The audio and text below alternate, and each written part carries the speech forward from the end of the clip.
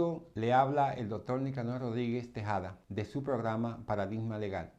Hoy vamos a referirnos a la relación entre el Estado como instrumento de política pública y las instituciones que conforman esa estructura y la ciudadanía que requiere de los servicios. Ese vínculo jurídico que se crea entre el Estado y los particulares, así como los funcionarios públicos. Toda esa situación de política pública naturalmente tiene una repercusión.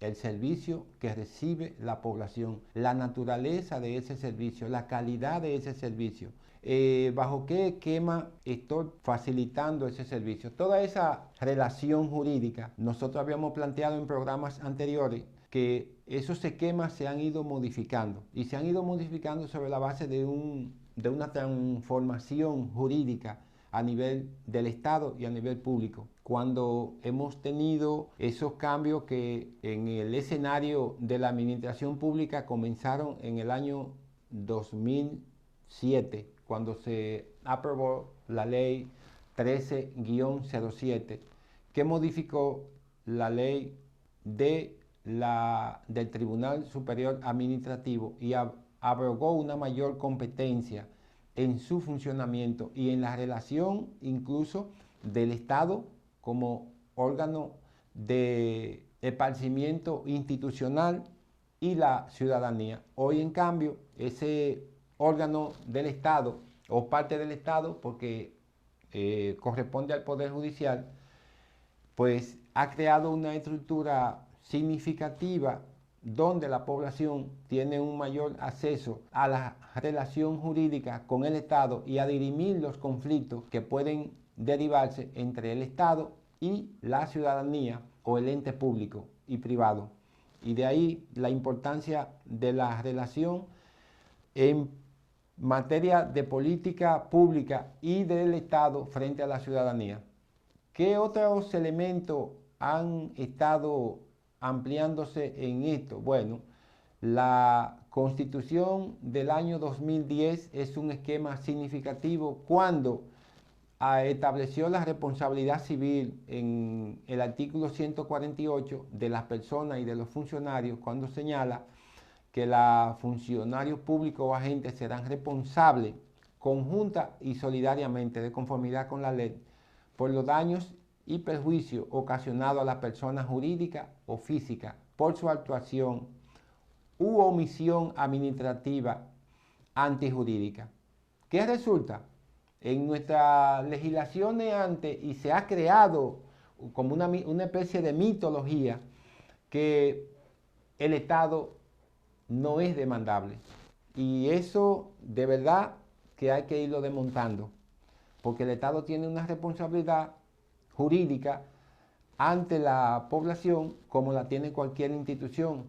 La fortaleza del Estado la detiene la ley, y la ley la aplica un instrumento o uno de los elementos fundamentales que conforman el Estado, que es el Poder Judicial. Y este tiene que responderle a la población de conformidad con todas aquellas decisiones que emanan de la propia ley. Y es la ley la que establece un control de si es normal, si no es normal, si es jurídico o es antijurídico. Bajo ese esquema, nosotros hablábamos de la amplitud y de la reorganización que se ha establecido aquí a partir del año 2000, básicamente.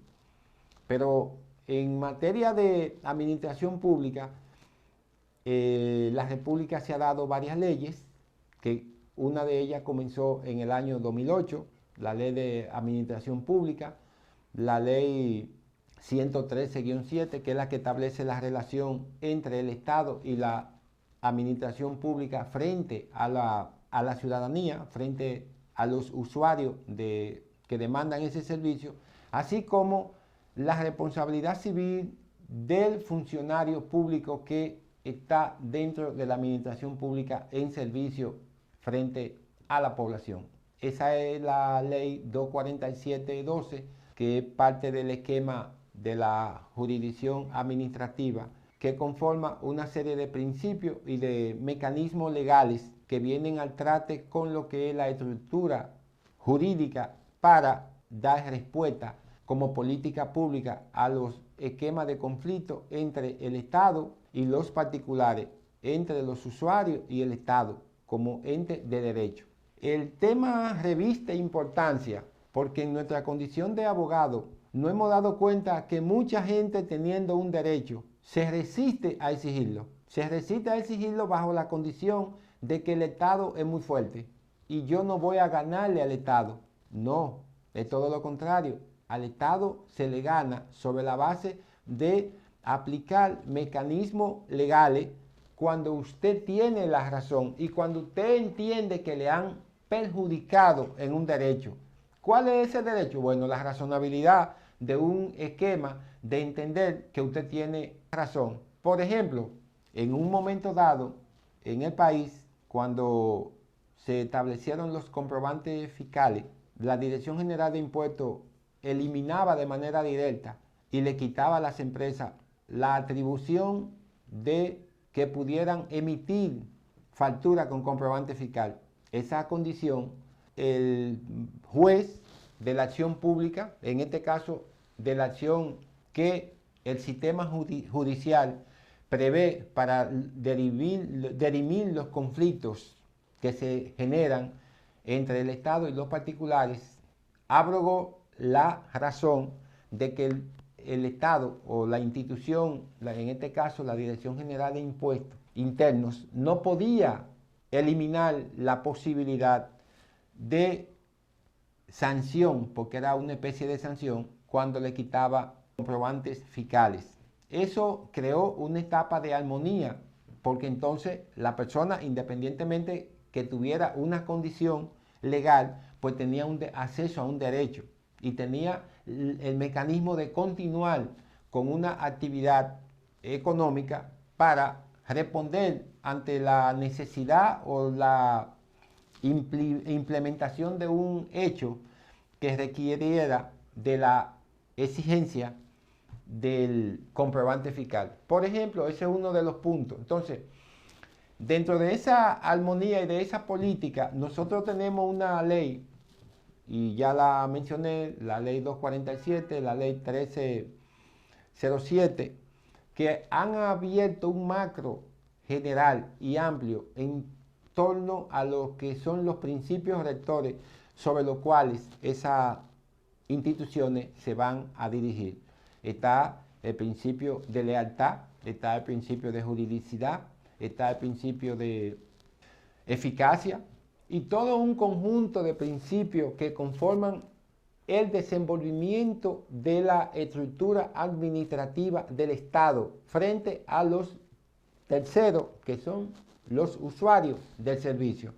Y eso persigue, ¿qué persigue? Bueno, el artículo 148 que al inicio del programa estuvimos comentando, es claro porque existe también el principio de información y es un principio que comienza desde el presidente de la República. Ustedes saben muy bien que el presidente cada 27 de febrero hay un evento que se llama rendición de cuentas.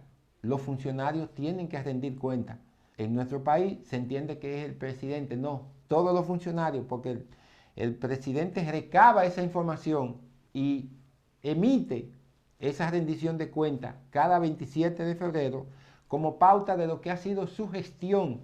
Y esa gestión está incorporada al proceso de información desde la herramienta más mínima hasta la herramienta superior, que es el principio del presidente de la República. En ese contexto es entendible que los órganos de la administración pública son importantes porque esto delimitan la grandeza o la fortaleza pública que tiene el Estado como instrumento de política, pero también los derechos que tiene la ciudadanía. Y ahí, en cambio, encontramos que entran en escena un conjunto de principios y de razonabilidad de derechos básicos que están fundamentados en el artículo 68 de la Constitución, que es donde se centran los principios fundamentales y donde están los derechos fundamentales para defender como política pública a la población. Y ahí entra un esquema o un principio de ello, que es el principio de inocencia y el principio de la existencia de una justicia que tenga un carácter de imparcialidad. Por lo tanto, el principio de inocencia es uno de los que reviste mayor determinación en el esquema de esa conjugación cuando se va a tratar de establecer esos principios. De manera que entendiendo todo ese marco teórico de la apreciación del Estado como eje de política pública, nosotros tenemos que entender que esa amplitud que el Estado dominicano ha tenido de los últimos 20 años en cuanto a la apertura institucional, recuerden que hablábamos de la creación del Tribunal Constitucional como una de las herramientas más significativas que en aquel entonces tuvo esa constitución y ha tenido en el devenir de la salvaguarda de los derechos fundamentales. Un tribunal que en los últimos 10 o 11 años o desde su fundación ha emitido más de 5.000 sentencias. Eso significa que han sido muchas las personas que han encontrado una voz en el esquema de justicia y han entendido y la población ha ido tomando conciencia de que los derechos se exigen, los derechos se defienden. Si consideramos que el Estado es imposible de demandar, debemos de ir desmontando ese escenario, porque el Estado, al igual que cualquier persona física o jurídica, tiene una responsabilidad frente a la persona o a los terceros para que pueda responder ante un hecho que por su significación o por su intolerancia le haya provocado un daño. Y eso está dentro de todo ese esquema de política pública y dentro de todo ese esquema que define lo que es el Estado como propulsor de política pública y como un ente que regula todo lo que es la actividad de una nación. A partir de esas consideraciones y de esos efectos, nosotros tenemos un Estado que garantiza o que limita las acciones públicas de los individuos.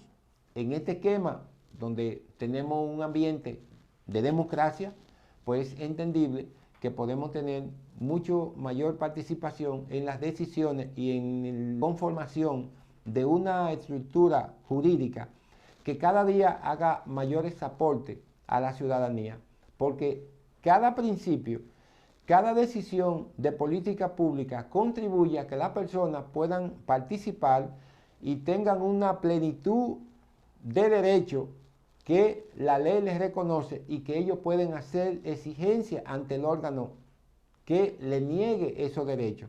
Es una voluntad que se ciñe a todos los entes públicos. Y un punto importante, y es nuestra reflexión, cuando usted entienda que tiene una decisión que le afecta, consulte a un abogado, busquen un abogado, consulten a un abogado, incitan en que esa persona tenga el conocimiento suficiente para que le dé una orientación como debe de darla.